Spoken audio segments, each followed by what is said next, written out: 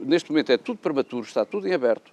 É uma análise que tem que ser feita de uma forma ponderada, como é que vai ser feita essa reestruturação do grupo de produtos. O que eu disse foi que essa reestruturação tem que respeitar um princípio que é basilar em termos de justiça social.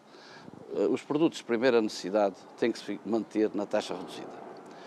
Portanto, admito perfeitamente que haja hoje produtos que estão no chamado anexo 1 do Código do IVA, que numa reanálise possam deixar de estar na taxa reduzida. Eu penso que isso tem que ser feito com base num estudo científico. O INE é a entidade que está em melhores condições de fazer isso através dos seus inquéritos ao consumo e a sua estrutura de consumo, no sentido de redefinir qual deve ser o novo cabaz de compras, o cabaz de compras tipo das famílias de baixo rendimento. Eu estou a falar como economista,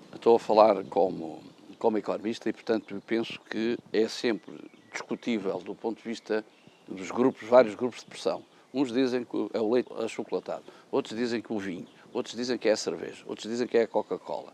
Penso que a melhor forma de resolver estes dilemas que existem é pedir-se um inquérito ao consumo das famílias de baixos rendimentos para saber qual deve ser o seu cabaz. E, portanto, só esses é que devem ficar na taxa reduzida. As medidas duras que José Sócrates tentou esconder ao país, quando apresentou um acordo de cor-de-rosa da Troika, quer dizer, mais uma vez, iludiu a realidade. E não é por acaso que ontem o Financial Times diz, quer dizer, um país que tem este primeiro-ministro não pode estar numa união monetária porque não respeita os parceiros, atrasou-se no pedido de ajuda. Hoje a credibilidade externa do país está pelas ruas da amargura. Daí o nosso programa do PSD dizer recuperar a credibilidade e desenvolver Portugal.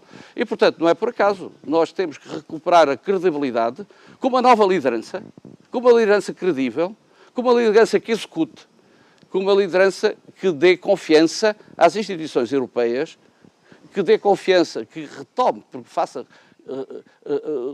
que consiga que o processo de retoma da confiança dos mercados venha a acontecer. Há muito mais fácil perder-se a confiança do que o processo de retoma da confiança, que vai ser lento e vai ser difícil. E isto começa com novas políticas, novas lideranças. O coveiro não pode estar a fazer a recuperação. Quer dizer, os portugueses podem votar nele. Mas isto é como uma empresa que vai à falência e depois o gestor que levou a empresa à falência é o gestor que vai fazer a recuperação. Nenhum acionista racional aceitaria isso. Os contribuintes portugueses são os acionistas do Estado português.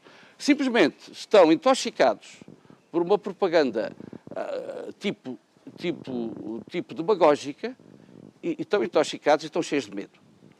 Há 5 milhões e tal de pessoas que dependem do orçamento do Estado, 5 milhões e meio de pessoas, direto ou indiretamente. E estão com medo que venham aí uns papões que ataquem isso. Ainda não perceberam que foi este governo que atacou o Estado Social. As pessoas, quer dizer, têm medo da mudança, por definição. Sobretudo, eu recebo um cheque ao fim do mês, são 5 milhões e tal de pessoas, sei lá como é que vai ser o futuro. E, portanto, ele é um ator fantástico. Mentiroso compulsivo, como alguém lhe chama. E, portanto, que consegue, demagogicamente, convencer as pessoas que a salvação estava num PEC 4 que a própria Troika destruiu. O PEC 4, nos seus pressupostos, que a própria Troika disse que os custos, o atraso no pedido de ajuda, determinou medidas mais duras que aquelas que seriam necessárias se Portugal tem pedido. E o seu Ministro das Finanças acendeu-se-lhe a luz quando ele disse que os taxas de juros acima de 7%, de uma forma sustentada, devíamos ter pedido ajuda. Eu cheguei a dizer, talvez esperar para ver como é que fica o pacote, mas eu não sabia, não tinha informações de que ia haver uma ruptura de tesouraria em junho. Só o governo que está no poder é que tem essas informações. Eu, no Teixeira dos Santos, considero que há várias fases de Teixeira dos Santos. Aos 2 primeiros anos, foi um bom ministro. Depois, desgraçadamente para o país, pôs o chapéu político e abandonou o chapéu técnico.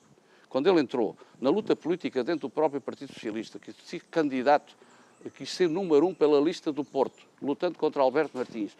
Como independente, participou em comícios. O Ministro das Finanças não pode pôr um chapéu político. O grande erro foi ele ter posto o chapéu político. A partir daí, deixou de ser Ministro das Finanças.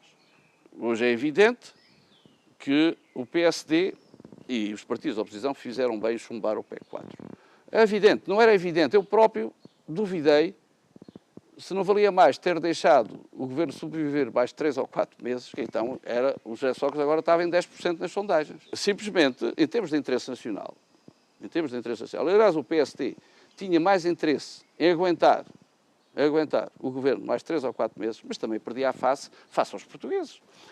A Troika nunca pôs em cima da mesa, porque nós dissemos logo que não aceitaríamos isso, por exemplo, pagar o subsídio de Natal de todos os tesouros. Quem pôs essa hipótese foi o governo.